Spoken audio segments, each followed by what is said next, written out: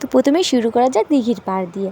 হ্যাঁ, এটা হলো আমি। তো আমি দাঁড়িয়েছিলাম, বুঝতে পারছিলাম না যে আমাকে ভিডিও করা হচ্ছিলো। তো আমরা এখানে 3 জন ছিলাম, আমি, আমার বোন আর ফ্রেন্ড। এটা হচ্ছে আমার ফ্রেন্ড, তো ওকে পরে দেখতে পাবে।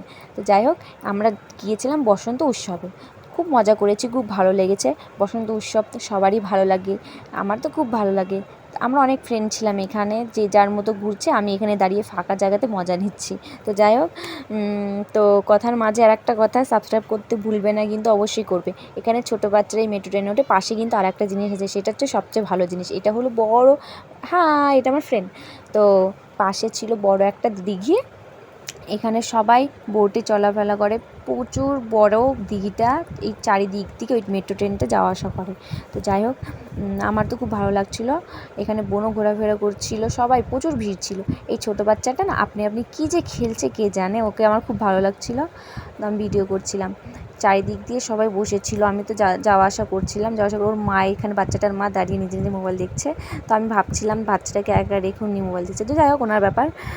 এখানে যে যার মতো ঘুরে বেরোচ্ছে, যাই করছে ওই করছে। তো ভিডিওটা কেমন লাগলো অবশ্যই কমেন্ট করবে, জানাবে। Bye bye. পরে